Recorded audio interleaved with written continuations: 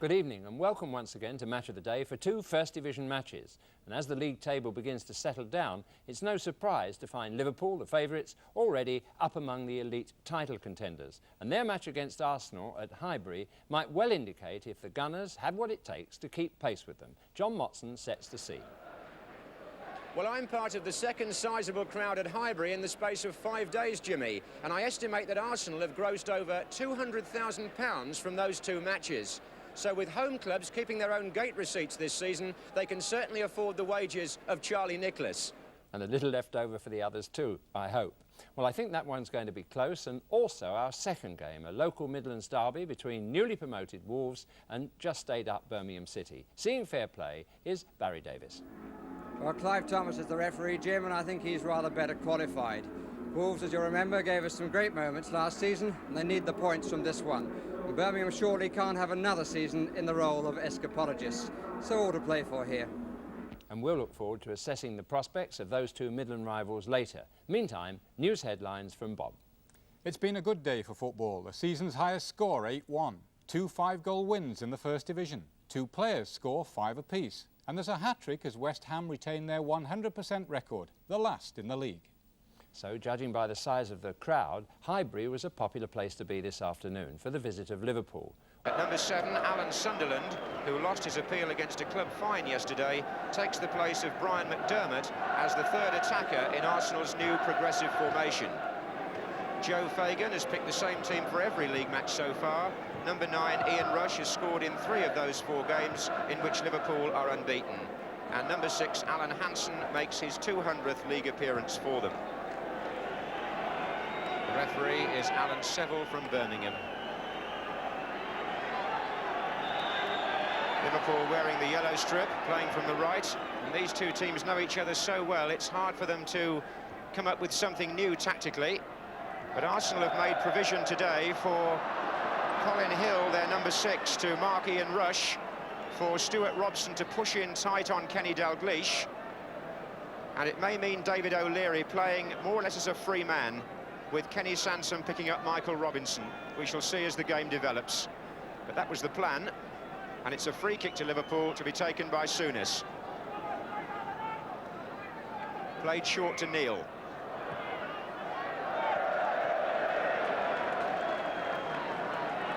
Phil Neal, who scored here when Liverpool won 2-0 a year ago.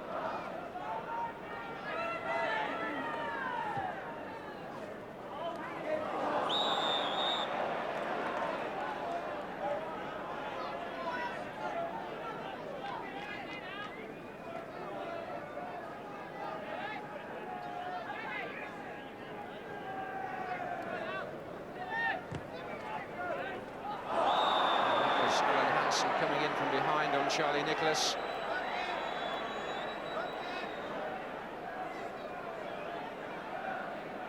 Quick free kick from Talbot to Ricks.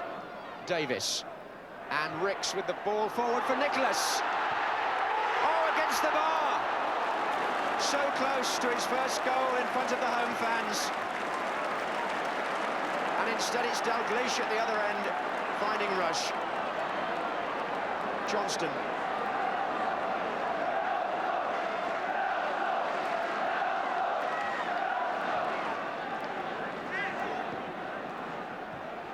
Souness.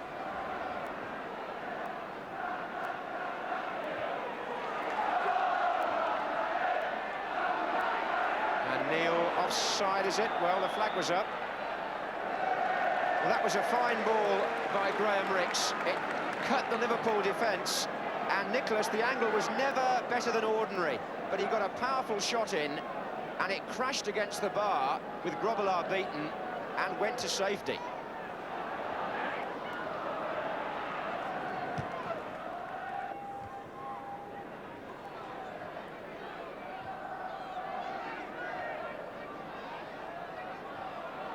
Davis beating Souness. Offside.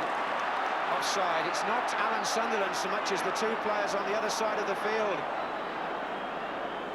There's confusion there, 1 or 2 players looking round, but it wasn't Alan Sunderland that the linesman flagged for anyway. The referee has given the free kick there, But if you saw that again, I'm sure you'd agree another Arsenal player on the left was further forward than him.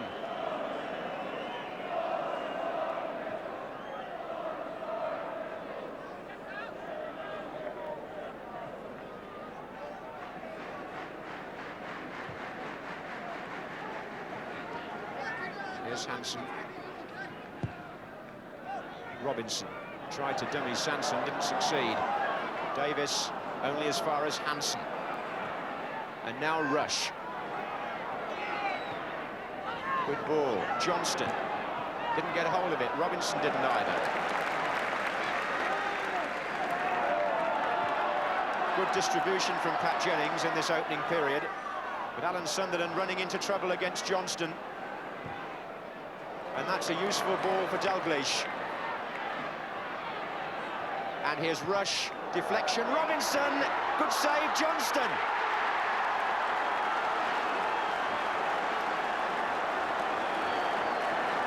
Craig Johnston puts Liverpool ahead after 17 minutes.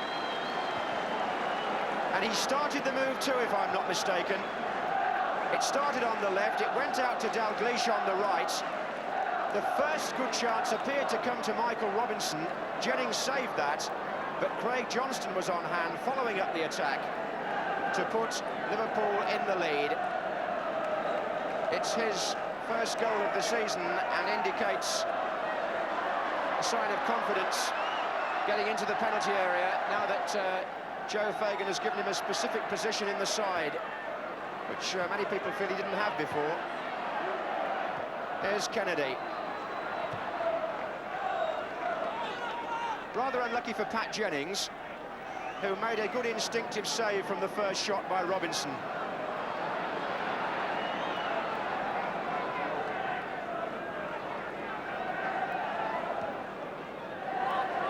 Good ball from Ricks. Woodcock's got three in the middle.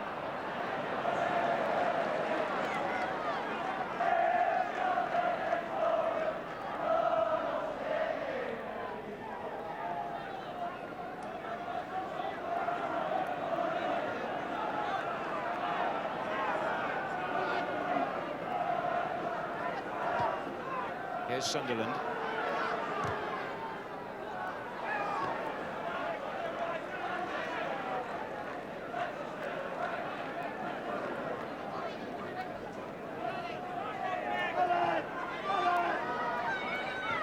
Sunderland to O'Leary. Arsenal are committing so many men forward that Liverpool get a break, a ricochet, and they're on their way again. Dalglish with Kennedy coming up outside him, and four now the other way for Liverpool. And Sammy Lee's in there! What a superb counter-attack. And that's where Liverpool punish you so fiercely and so promptly if you lose the ball. It only takes a matter of seconds for them to turn a defensive situation into a promising one at the other end.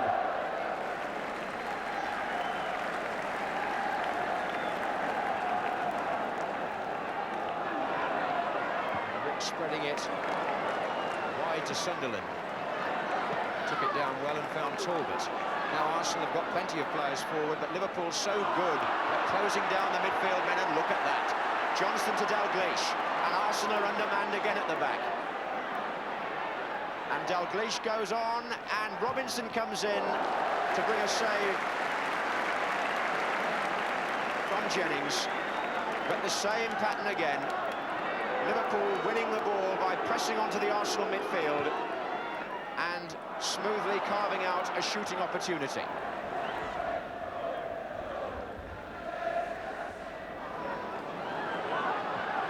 And the wind carrying the kick from one goalkeeper through to the other.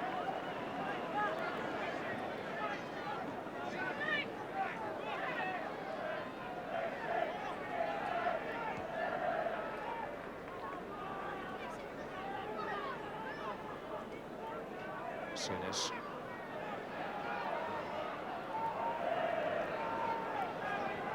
Gets it back from Lawrenson. Inside for Robinson. Little touch for Rush. Danger here for Arsenal. Here's Johnston. And Robinson's in there. And forces a corner. off O'Leary.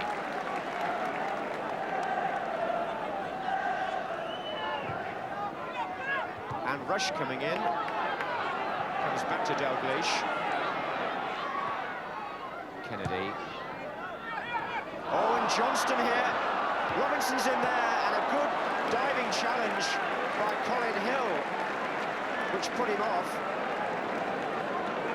A mistake by Alan Sunderland, letting in Craig Johnston.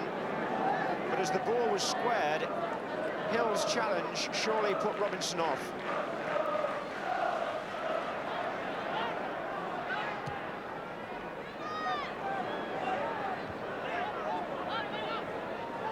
Souness. Dalglish to Rush. Oh, two mistakes. Lee. Rush again.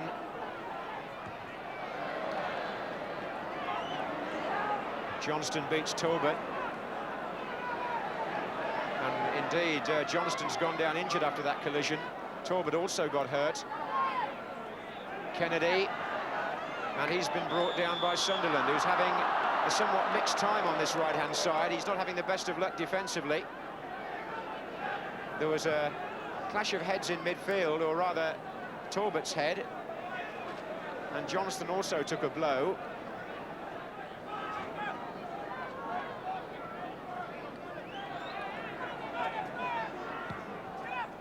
And Rush gets up, and against the bar by Jennings, a brilliant save. Lee puts it in, headed by Dalglish, then by Davis, and Dalglish has missed a good chance. Well, from my position, that looked a fantastic save.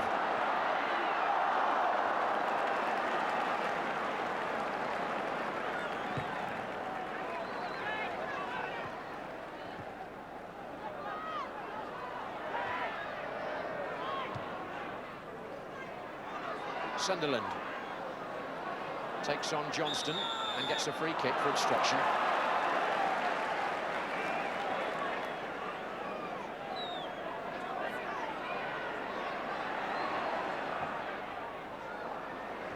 Robson's there, so is Kennedy with the miscue, and the referee brings the first half to an end with Arsenal in the same position as they were in midweek against Manchester United, trailing in a home match, forced to go and chase the game, and lying in wait, a team who are very good on the break and who lead at half-time with a goal by Craig Johnston.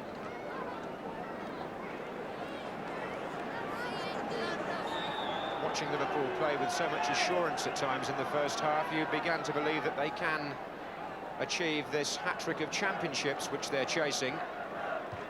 Having won it for the last 2 years, they're so keen to make it 3 First Division titles in a row, and the last club to achieve that feat was Arsenal in the 1930s. What an achievement it would be for Joe Fagan in his first season as manager if that third championship was won.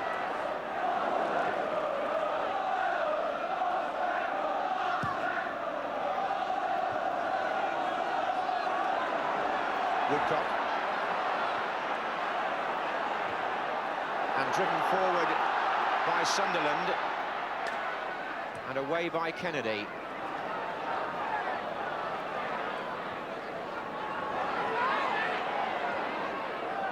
Davis. That's a better ball. Now Sansom. Nicholas in the middle, so is O'Leary.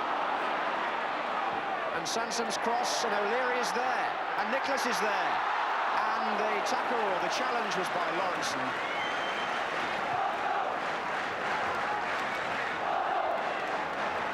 Arsenal start to build up some attacks, and Sansom is onside, trying to get behind that Liverpool defence, which they found so hard to do, but he, at least, Kenny Sansom, looks to be in the mood to try.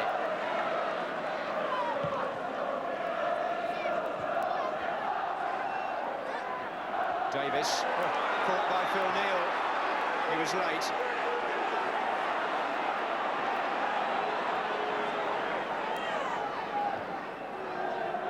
O'Leary.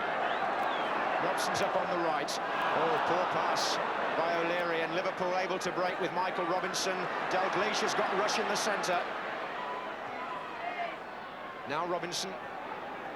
Johnston behind him. Souness. This time it's Arsenal who are shutting down their opponents in midfield and winning the ball. Sanson put it through for Woodcock, who's onside. And it's still Woodcock. That's a very good save by Grobbelaar. From Tony Woodcock. Put through initially brilliantly by Kenny Sanson. Refused to be shaken off by the defender. Went on and tried to flick it beyond Grobbelaar's left side. Good reactions from the goalkeeper. And Souness with the long pass. Ian Rush. Ball was out.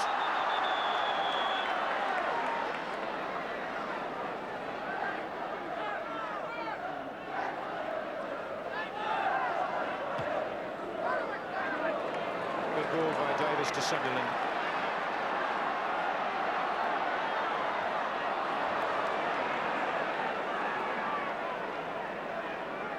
Here's Davis again. 3 in the penalty area for Arsenal. Nicholas. Robson. Cross deflected for a corner. Important time in the match. Arsenal would expect to get something out of this spell. Away by Kennedy as far as Talbot. Ricks. Well played. Sunderland. Nicholas didn't get hold of it, and Souness on his 6-yard line threatened to freeze, but in fact found Sammy Lee and then got the ball back. How quickly Liverpool recover just when you think they might be shaking slightly. It was a missed kick by Nicholas. Here's Robinson. Souness. Lee on again for Kennedy, and once more to Johnston.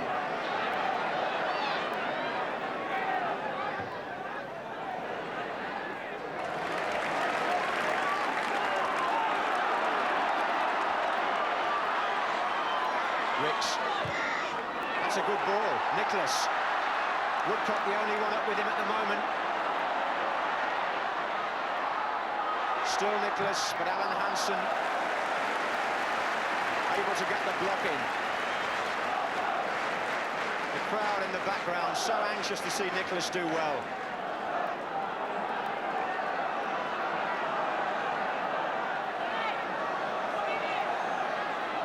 Talbot with the corner. And O'Leary with the flick, and Davis is in there. And Hansen only as far as Sunderland, and now Dalglish. And Rush. Oh, how well they played that. Souness looking to his right. But the better support was the other way. Robinson. And he's lost out to Kenny Sanson.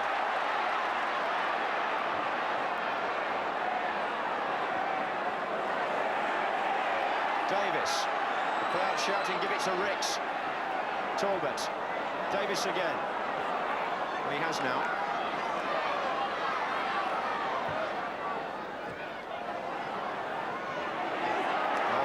Souness made a mess of that by Liverpool standards. Ricks again. Sunderland. Brilliant! Oh, but not the shot. He took it down in great style, Alan Sunderland. And if he'd scored, the blame would have been surely apportioned to either Souness or Lee, who uncharacteristically lost the ball in the middle of the field. That's a fine ball. Hansen to Rush. They seem to find angles other teams don't appreciate. Lee. Dalglish. Lee again. Robinson. Back heel to Dalglish, surely. Yes, it was. It's on here. And Dalglish has scored. A quite magnificent goal. And Liverpool prove again that there's no team better in Britain and maybe in Europe at passing the ball. The switch then was terrific. You could count the passes and appreciate them all. In the end, Robinson backheeled the ball to Dalglish, and the man they call the master craftsman fired in his first goal of the season to put Liverpool 2-0 up.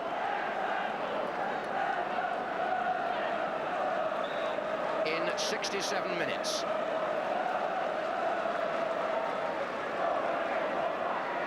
And after Arsenal's best spell of the match, Liverpool, having absorbed all that, come back and score again.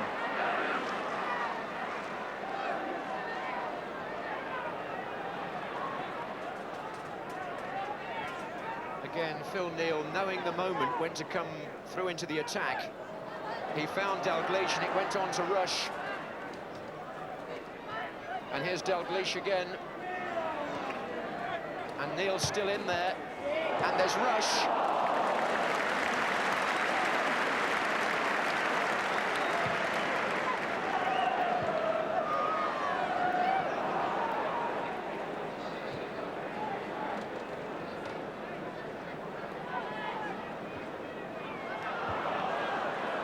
Robinson, Lee.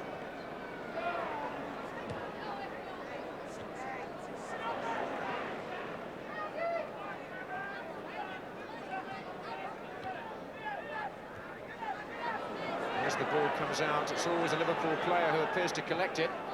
Neal could have done better with that. It's only when they give it away that Arsenal get the chance to break, as they do here now with Woodcock. Ricks. O'Leary's made a run from centre-half over to the far side of the area. Oh, and O'Leary, a good save by Grobbelaar. O'Leary came in there on the blind side. Notice how Paul Davis just blocked the defender and let the ball run on for O'Leary, but what a good instinctive save by the goalkeeper. Craig Johnston lost his boot in that scramble. He's putting it on as Ricks prepares to take the corner. And this is a goal kick. Well, O'Leary was fed into the attack at a very timely moment there. And Arsenal are trying to play a more attacking formation this season. And the crowd today of over 40,000, the second crowd of that type to come to Highbury this week, may have to be patient if the style is indeed at a transitional stage.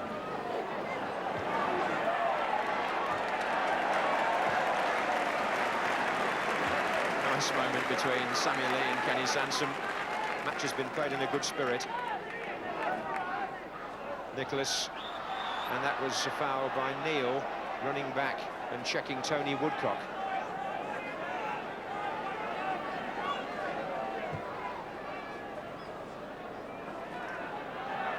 Here's Sunderland. And Talbot made a bit of room. Ricks. Oh dear, wasn't much thrust about that. Forward by Dalglish to Robinson. Look at the strides Souness made there through the midfield. Liverpool running, as always, into the 90th minute.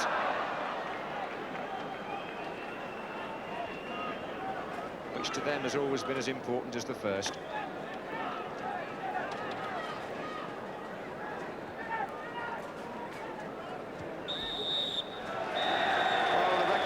Will show that Arsenal lost twice at home in a matter of days, but I think the lesson of the week perhaps reflects more the fact that if they're a team whose style is in transition, the real strength of the First Division still lies with Manchester United and with Liverpool, because Kenny Dalglish, the finished article, completed a fine Liverpool performance with the second goal, and in the hard world of the English First Division, it's fair to say that Charlie Nicholas, for all the ballyhoo, is still in some senses bound to be an apprentice. Arsenal 0, Liverpool 2. No, apprentice or not, without doubt Charlie Nicholas is making Highbury a more cheerful place to be these days, and a buzz occurs every time he gets the ball, and a remote camera shot shows there's no need for an L plate on his back when a goal chance arises. His control, with the chest of Ricks's chip here, nudging the ball into an almost perfect shooting position, gave him the chance to beat Grobbelaar for power with a superb but unlucky half volley. But it was Liverpool's day, crowned by a typical and quite beautiful Kenny Dalglish goal, which wrapped things up just when Arsenal had all but clawed themselves back into the game. An after-match story revealed that Liverpool's Craig Johnson woke up this morning with a heavy cold. He said in a gravelly voice afterwards, "You don't tell anyone when you're not well at Liverpool. It can take you 6 months to get back in the side. Now I'm going home to bed." Well, here's the newly promoted team in need of a boost of confidence, because Wolves have so far managed just 1 point from their 4 games. But they welcome back to their lineup this afternoon Andy Gray, who has recovered from an ankle injury. In the lineup there's only one new face, and that's at number 11, Tony Towner, who in fact has been around the game for quite a long time and finally made the journey here from Rotherham for £50,000. Birmingham are unchanged for their 4th consecutive match, which must be a nice change for their manager Ron Saunders. It's been a good week for them with 2 consecutive wins, but they were at home. What now can they produce away from home? Graham Hawkins, the Wolves manager.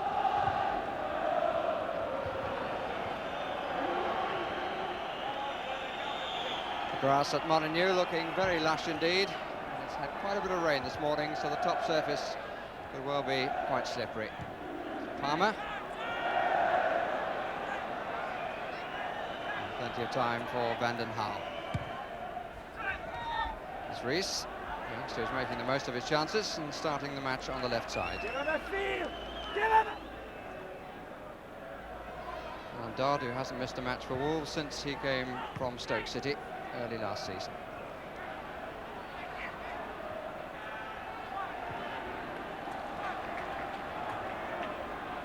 Palmer. He was trying to find Tony Towner. Well played, son! Can't be done by John Pender, giving an early field of the ball to John Burridge. Palmer.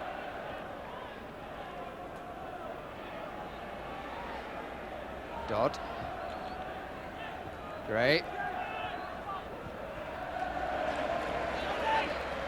So found I was looking for John Richards then, but he's departed for sunnier climes.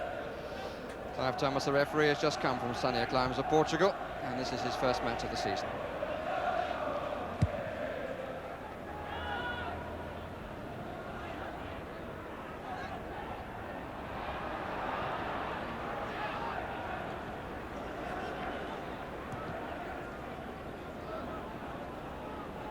John Humphrey. Bit of a dive in by Halsall.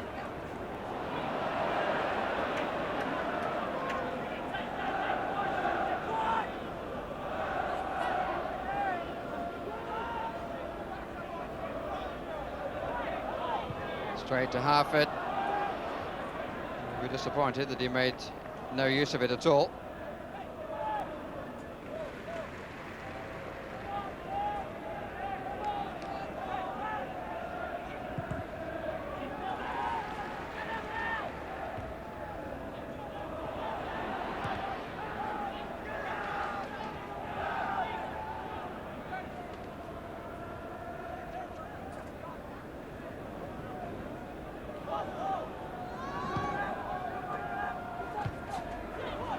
Covered by Billy Wright.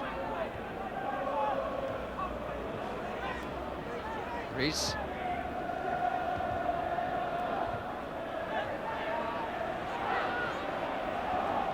It worked in the end, but not quite in the way it was intended. This is Ian Cartwright. Towner's gone on ahead. Gray on the near post. Eve for the run around the far. Good turn by Towner. Gray, in fact, had moved off the near post. But Tony Towner with a nice turn, changed his angle.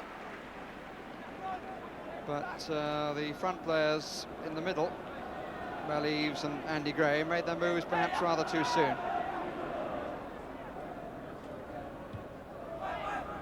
Eves with a kick for the header, and a nice birthday present. And Tony Coton, entitled to look dejected.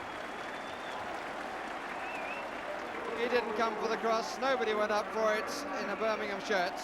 and Tony Towner produces the goal from the corner, and Mel Eves gets a goal on his 27th birthday.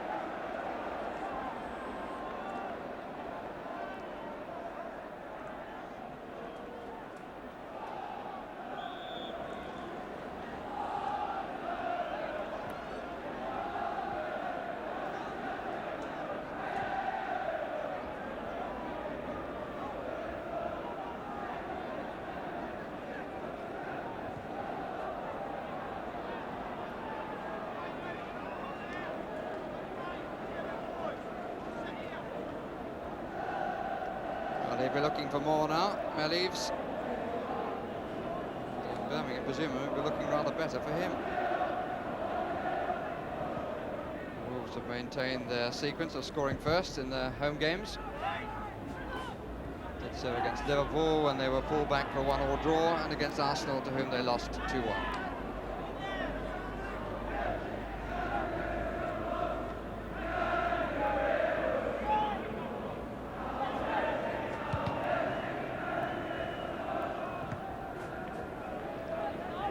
Phillips. Hopkins. Shot was from Harford, and it was a good one. Nasty one for our keeper. Hitting a wet top surface just in front of him. Burridge covered it well.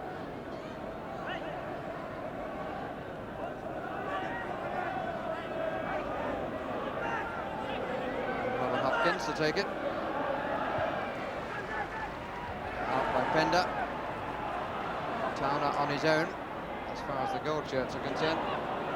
Broadhurst offside. Not much in it. Drive and shot followed, but the linesman, Mr. Delaney, right up with the play.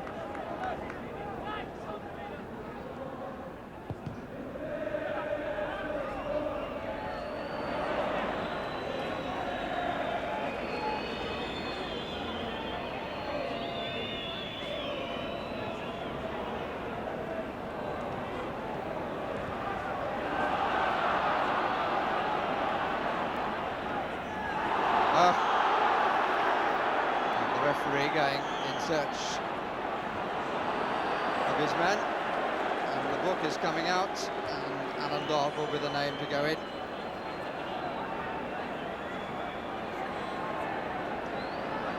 Dodd making quite sure that his man, Robert Hopkins, didn't get away. Massive players between the 18-yard line and 6-yard line. Broadhurst. Off-aid. Both by crosser and keeper.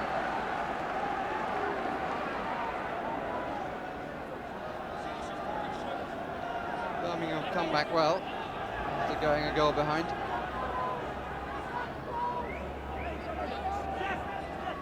As Phillips will find 3 players in the 6-yard area, 3 further out. One of them Blake, number 4. And Harford, number 9. Broadhurst off the crossbar, underside of it. It was a very good try. Just an inch low and it would have gone home. Burridge coming a very long way. It was Rudd who gave the ball the boot. Gray rather hurting himself at ball and defender. Kevin Broadhurst certainly picked his spot and was just fractionally out. The fact that Graham Hawkins has come down to the touchline very early in the game is an indication of how the game is going.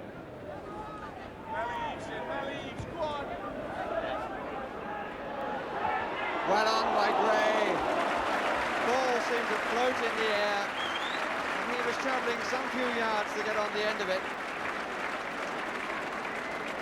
Was a touch of Gray. I was going to say of days gone by, we don't see them perhaps quite so often these days, but it's still there when he wants to produce it.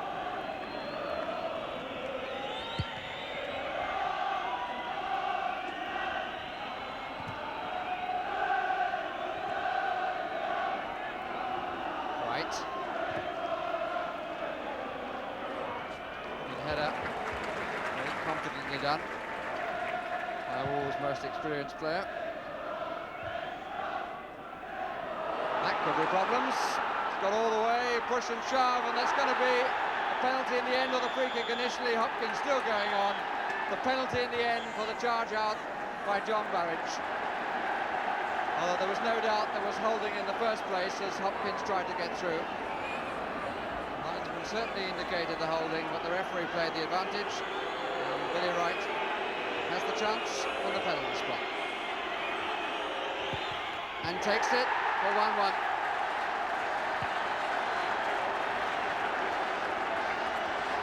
Billy Wright with the early chance to make amends. And John Barrage goes to the 5th match of the season and knows that he will not have a clean sheet today, as on the previous 4 occasions.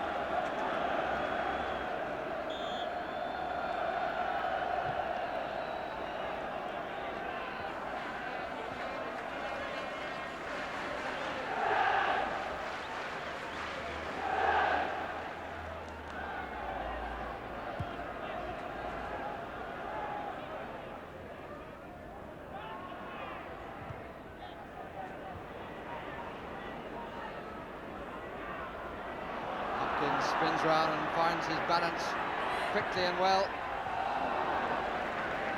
Not quite the shot that he wanted.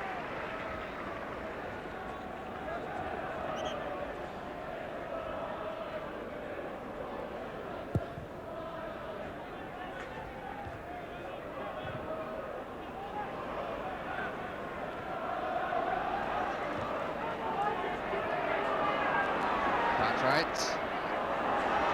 It's a fine ball if Turner can take it. And Van den Houw, referee played the advantage beautifully again. Gray! Well, it was a fine opportunity for Andy Gray. He was denied by the goalkeeper's legs. Gray really didn't strike the ball as well as he has on many other occasions.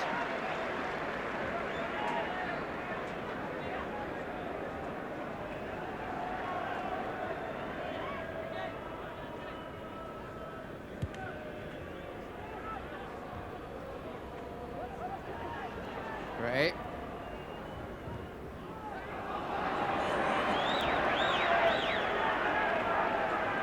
Certainly the service from the back and from midfield from Wolves has been nothing like as good as Birmingham, who are more than full value for the 1-1 score at half-time. Indeed, the visitors might well feel a little bit aggrieved that they're not leading. Goal scored by Mel Eves after 9 minutes and by Billy Wright from the penalty spot in the 29th minute. So the half-time score 1-1. Disappointing for the Wolves supporters, particularly the youngsters, but during the half-time interval, a chance to see what the Molineux ground might look like in the future, because this is a model of Derek Dugan's plan to involve the football club with the community and to allow the community to use the facilities of that football club. The whole area to include a trade centre, a sports hall, a local polytechnic school, industry, a hotel and living accommodation over 30 acres. It's going to cost £21 million, and Wolves are hoping that the government will assist to the tune of £6 million. Well, all that's for tomorrow. For this afternoon, there's a second half opportunity here for Billy Livingston, who's come on in place of Peter Daniel, who pulled a hamstring muscle. Birmingham get the second half underway, and of the two managers there can surely be no doubt that Graham Hawkins has had to do more talking during the half-time interval. Here's Livingston with an early touch. Not a bad one either.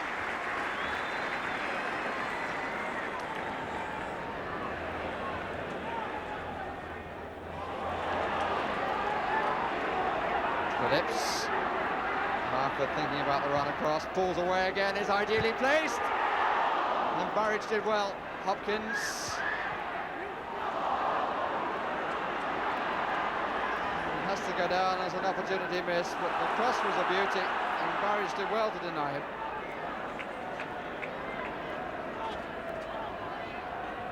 Also.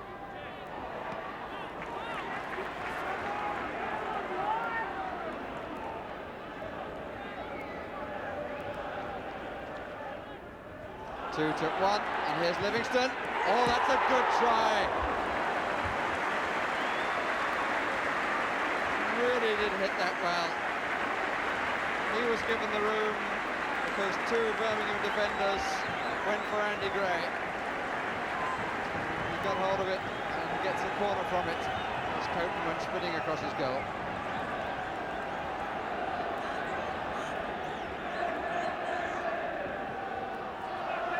Gray's up, but pushed his man in order to get there. Sheepskin coat being used pretty early. Birmingham City to make their substitution. The man to be replaced is Rees. Tony Rees being replaced by Howard Gale.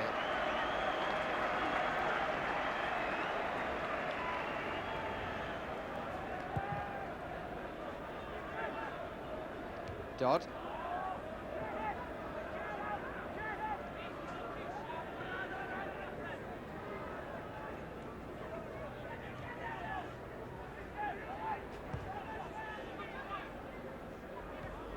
Harford. Palmer.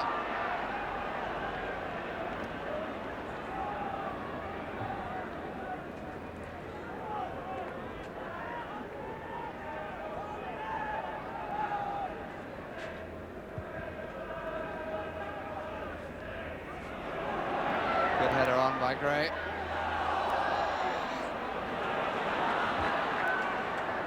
Towner going for the goal line again. Brendan Howe equal to it. John Pender has come forward. This time Dale Rudge does make the run off the near post. The corner's hit longer. And Coton does a little bit of juggling. He picked up too much pace. Towner once more. That's a good turn. Billy Wright with the header once more. Palmer, still a chance for Wolves. Livingston. I must say Billy Wright has done very, very well, particularly in the air. Gray, Towner. Oh, he tried to place it. Goalkeeper came quickly to him. Didn't see too much of the goal, I wouldn't have thought, Tony Towner. Went for placement rather than power. Put it wide. Saunders was pleased at half-time, which, in my opinion, he was entitled to be. A bit disappointed about what's happened since.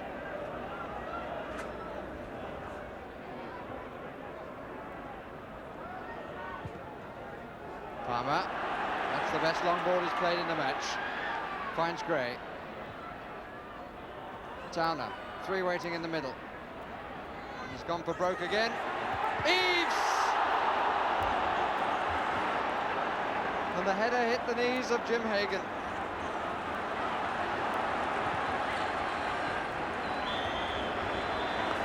(1-1) is the final score.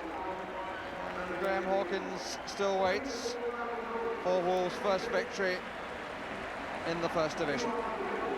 Birmingham, on their first half performance in particular, good value for the 1-1 draw. So Wolves still chase their first league victory this season, while Birmingham must be more than pleased with that point to add to those gathered as a result of their promising start. Bob. Well, West Ham United take pride of place tonight as the only club in the league still with a 100% record. And they did it the hard way, but no doubt the entertaining way, against Coventry, having to come back from 2 down in 15 minutes. England manager Bobby Robson was in the crowd to see a remarkable turnabout as Dave Swindlehurst got a hat-trick, while Steve Whitten, who only left Coventry in the summer, scored the other 2 goals in a 5-2 win. There was a 5-goal win at Portman Road as well, with Ipswich beating Stoke. Bobby Robson will no doubt be pleased to learn that Paul Mariner kept up his goal-a-game record with 1 of the 5. Robson, remember, names his England squad on Monday to face the difficult European Championship match against Denmark. Not such good news, though, for Manchester United and possibly England, is that skipper Brian Robson injured a toe in the 2-0 win over Luton and is doubtful for next Wednesday's Cup Winners' Cup tie against Dukla Prague. Brian has an X-ray on Monday. Those three teams I've just mentioned lead the way in Division 1, with West Ham 2 points clear of Ipswich, who are 1 ahead of United. Then it's Liverpool and Southampton, who had a good 2-0 win at Sunderland, with Steve Moran getting both goals. Aston Villa break into the top 6 after their 1-0 win over Norwich, Dennis Mortimer the scorer. 2 Division 1 clubs recorded their first victories today. Spurs, who won 3-0 at Leicester, and Watford, who beat Notts County 3-1. The timing couldn't be better. Both Spurs and Watford play in Europe next week. The early pacemakers in the 2nd Division, Sheffield Wednesday, who drew at Charlton. Chelsea move into 2nd place after beating Cambridge 2-1, and they're joined on 10 points by Malcolm Allison's Middlesbrough and Billy McNeil's Manchester City.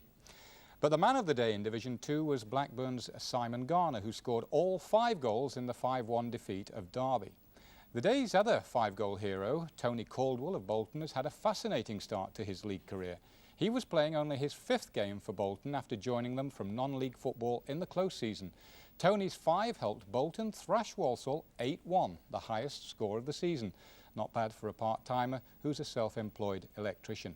Obviously a bright spark. Pools now, and I'm afraid you can't expect a fortune if you've got the treble chance up this week, with 11 score draws and 3 no-score draws on the coupons.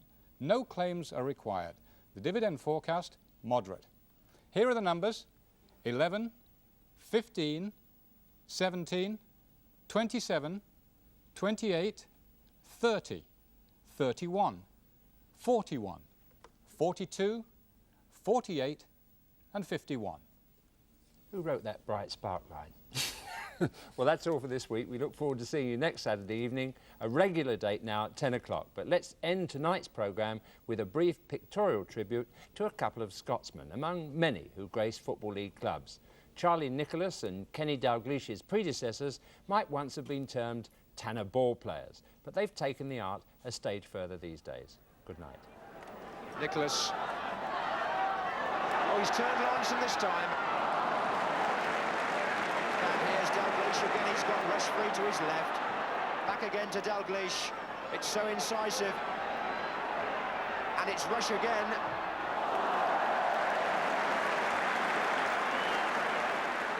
And Ricks with the ball forward for Nicholas. Oh, against the bar. Lee.